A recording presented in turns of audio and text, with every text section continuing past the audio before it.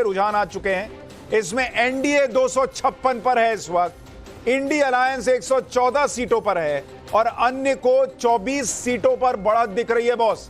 और सवाल यह है कि अब जो 149 सीटें बची हैं जिनके नतीजे अब हम आपको दिखाने वाले हैं, क्या वो 149 सीटों में से बीजेपी इतनी सीटें जीतेगी कि वो 400 पार चली जाए?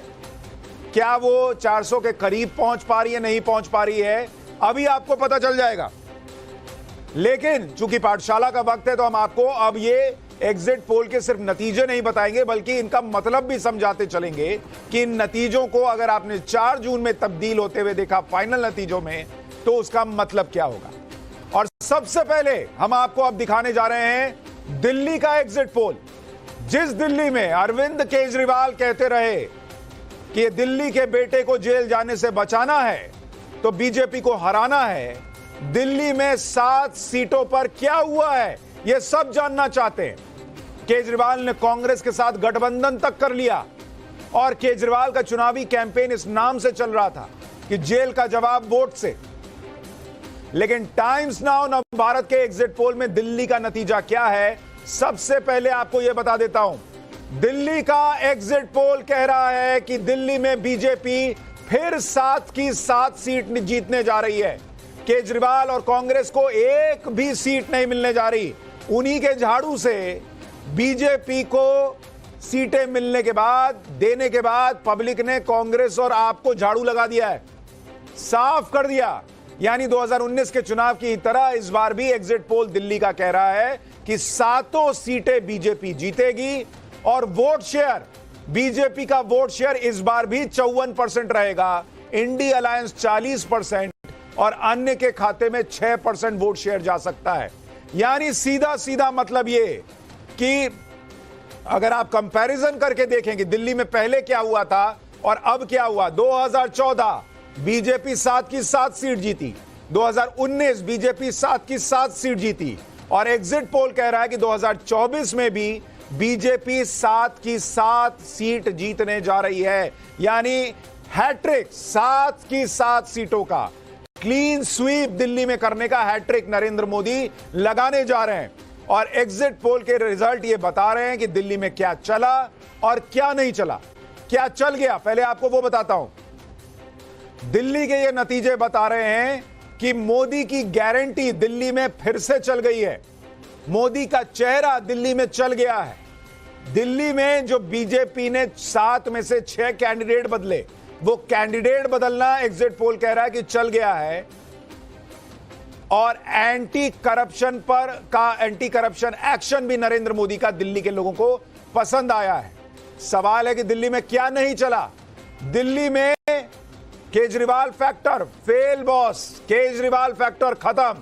कांग्रेस और केजरीवाल का गठबंधन खत्म हो गया एग्जिट पोल के मुताबिक और जेल का जवाब वोट से यह नारा भी ठुस हो गया, फुस हो गया।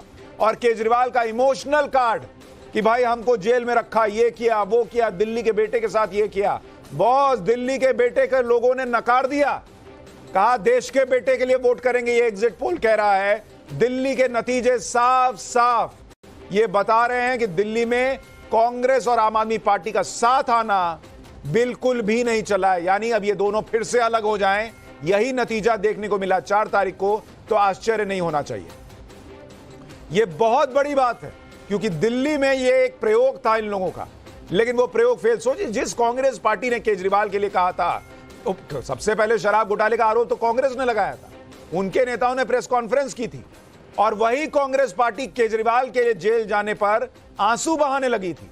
वो आंसू लोगों को लग रहा है रास नहीं आए और इसलिए दिल्ली में 7 सीटें बीजेपी फिर जीत सकती है, यह दिख रहा है। और दिल्ली की 7 सीटों को जोड़ दीजिए तो एनडीए 263 पहुंच गया है, यानी बहुमत के आंकड़े से मात्र 9 सीट पीछे और 401 कुल सीटें हैं और इंडिया अलायंस 114 पर।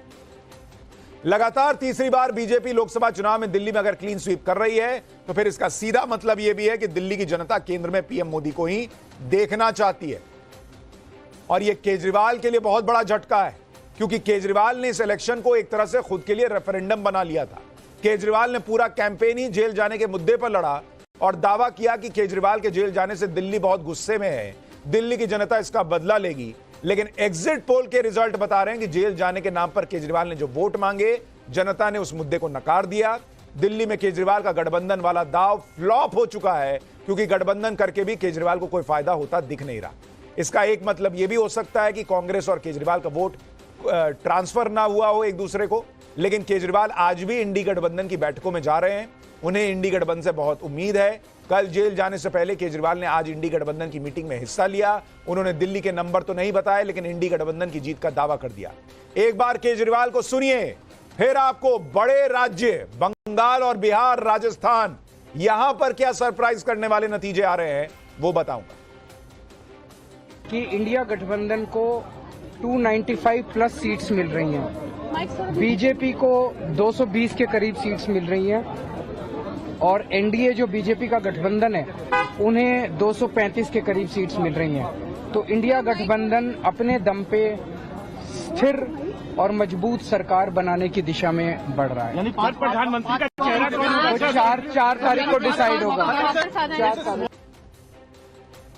केजरीवाल कुछ भी दावा करें, लेकिन एग्जिट पोल दिल्ली की अलग कहानी बता रहा है। और इसमें सीधी बात यही है कि दिल्ली में केजरीवाल और कांग्रेस मिलकर भी नरेंद्र मोदी का कुछ नहीं बिगाड़ पाए। अब दिल्ली में कांग्रेस और केजरीवाल का गठबंधन आगे चलेगा या नहीं, यह अपने आप में बड़ा सवाल बन गया है।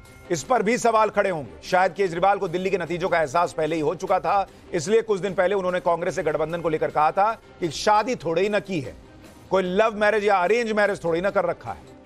दिल्ली में एग्जिट पोल के जो नतीजे आए हैं उसके मुताबिक अगर बीजेपी दिल्ली की सभी सीटें जीत रही है तो फिर कांग्रेस के लिए यह बड़ा झटका होगा, खासतौर पर कन्हैया कुमार के लिए। कांग्रेस ने बड़ी उम्मीदों से दिल्ली में मनोज तिवारी के सामने कन्हैया कुमार को उतार दिया था। एग्जिट पोल के मुताबिक कन्हैया कुमार मनोज तिवारी के सामने हार रहे हैं। कन्हैया कुमार को पिछली बार बेगूसराय सीट पर गिरिराज सिंह ने हरा दिया था। गिरिराज सिंह से हारने के बाद दिल्ली आए। दिल्ली में एग्जिट पोल कह रहा है अब मनोज तिवारी जो है उनका बोरिया बिस्तरा बांध रहे हैं। आपको यह भी ध्यान रखना चाहिए कि मनोज तिवारी दिल्ली के इकलौते सांसद है जिनका टिकट बीजेपी ने नहीं काटा। बाकी 6 सीटों पर बीजेपी ने पुराने सांसदों का टिकट काटकर नए चेहरों को उतारा था। एक बार हम चलते हैं जरा पीयूष के पास, जो कि ईटीजी जिस एजेंसी के साथ हमने सर्वे किया है उसके रिसर्च हेड हैं। पीयूष भाई, जरा यह बताइए कि दिल्ली में क्या आम आदमी पार्टी और कांग्रेस का जो अलायंस था उनको एक दूसरे का वोट शेयर शिफ्ट नहीं हुआ क्या? नहीं सुशांत जी, देखिए दिल्ली में अगर आप देखेंगे, दिल्ली के मैं अक्रॉस इंडिया की बात करूंगा, लोकसभा का चुनाव और असेंबली का चुनाव में जमीन आसमान का फर्क है। देखिए सबसे बड़ा फैक्टर ये रहता है कि प्रधानमंत्री कौन बनेगा, और दिल्ली की जनता को मैं मानता हूँ इतनी समझदार है कि उनको ये मालूम है कि प्रधानमंत्री कौन बनेगा। उनको ये मालूम है कि भाई आम आदमी पार्टी जो है वो आपका दिल्ली और पंजाब में सीमित है, कांग्रेस का इतना ज्यादा वो है नहीं। तो ये एक क्लैरिटी के साथ आदमी जाता है कि भाई अगर अरविंद केजरीवाल जी प्रधानमंत्री नहीं बनने वाले, अगर राहुल गांधी जी प्रधानमंत्री नहीं बने, तो वो अपना वोट क्यों खराब करेगा। तो वहां पे जो आपका क्रॉस वोटिंग ज्यादा होता है। और केजरीवाल के जेल जाने का कोई सेंटिमेंट जो है वो दिखा लोगों में? देखिए सेंटिमेंट अगर आप बात करेंगे तो जो आम आदमी पार्टी का वोटर उसमें वो दिखेगा, लेकिन ये आपका सीटों में कन्वर्ट होगा वो नहीं है। ओके, तो दिल्ली में केजरीवाल के लिए कोई सहानुभूति नजर नहीं आई।